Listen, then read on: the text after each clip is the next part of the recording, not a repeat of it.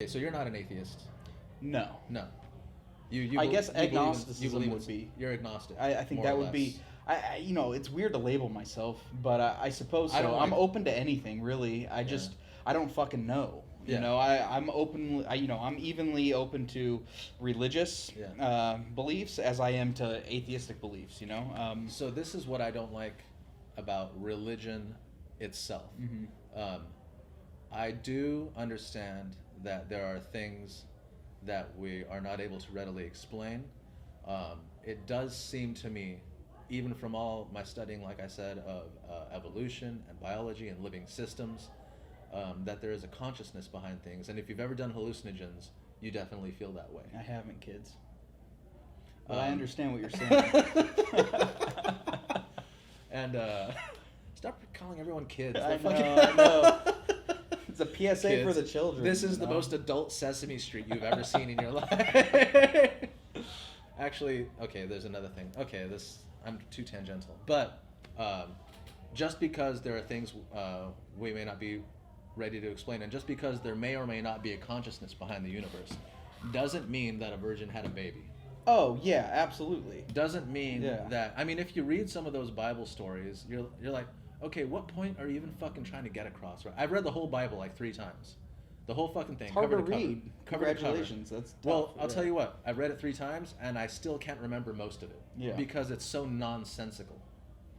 It's disjunct. And it's clearly taken from a bunch of books that were never meant to be together. Yeah. And they were collated by people who at some point decided they needed their tradition to survive. And that worked for them. Jews survived without a country this long, the only ethnic group to survive this long without anything that resembles a nation. They only had a country as recent as 1950, I think, or 40-something. But halfway through the 20th century in any case. Yeah. And so in that regard, it's important to have a tradition that bonds people. But the Jewish faith has a lot of encourages, I don't want to say cynicism, but at least conjecture, when you get into Christian, that's unquestionable.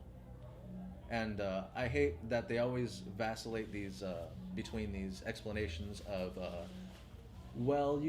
everyone worships in their own way, but it's black and white. And you're like, okay, well, that was a metaphor.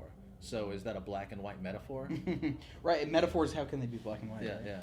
Now, I think what bothers me about religion, let's say, for instance, Christianity, is like the tests of canonicity, when we have all these ancient texts, and when we created the Bible, right? Yeah. When I say we, you know what I'm saying? Yeah, as a society. Yeah, but of course you're going to get something that has little contradictions, which the Bible still does have. Well, it has major, yeah. But, if you take all these texts and weed out the things that contradict, like, that doesn't make it perfect. Like, man did that, It's bizarre to me that we can have all these ancient texts, and some may contradict one another and have different messages and have different, ideologies.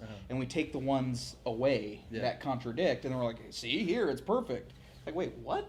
What are we doing here? My favorite book out of the Bible would be Ecclesiastes. That's the book that negates the entire rest of the Bible. Well, how? Ecclesiastes says, in the end, we don't know anything. Right.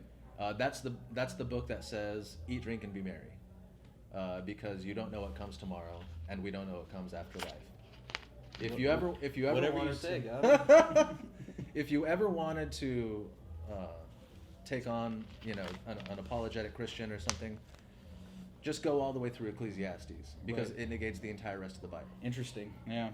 And everything in, like, because you think you're reading the Jesus Gospels, but if you read the whole thing, you understand that a lot of that stuff is just happening to fill in blanks where other people made prophecies before, and they're like, and this happened because Isaiah said this, and this happened because Daniel said this, and you're like, so see, all these things are bookended because of Jesus. Right. Yeah. Yeah. No, it's hard to wrap your head around, and it's hard to get behind, because it's hard.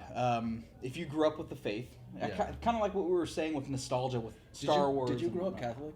I grew up Catholic and Christian. I'm confirmed in the Catholic Church. I get a Catholic vibe from you. Oh, do you? Because I just feel in our conversation that we both grew up with a similar sense of shame.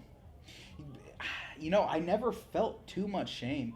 I think all throughout my upbringing, from being young. So I went to Catholic school since kindergarten. Right, I was in Catholic school and then went to Christian school up through high school. I've never fully believed. I've never been able to wrap my head around. Even from a young age, I was critically thinking and didn't really buy into everything that was told to me because it was told to me. I didn't figure it out on my own, and I didn't use my own common sense and logic to come to that conclusion. So it's been, it was never really a cornerstone of my life. I'm sure it has been, and behind the scenes, subconsciously guided me throughout my life. But I don't think it's been, it hasn't been a major faith in my life. I tried when I was a kid. I tried to be the best. I didn't know that there was a difference between Catholics and Christians, and apparently Christians don't really recognize Catholics, even though Catholics are the OG Christians. But I just wanted to be the best Christian I could be, and I started trying to read the Bible. It was really hard because it would make me sleepy. Like after 2 pages, I would just get really sleepy, which I wasn't a sleepy kid, And I even started doing praying rituals and stuff. And then at some point, I had a crazy OCD episode, when I was 11, and I was clearly depressed and miserable. And one day my mom was like, because I'm like, okay, I'm a bad kid, and I wasn't. I didn't get in fights and shit like that.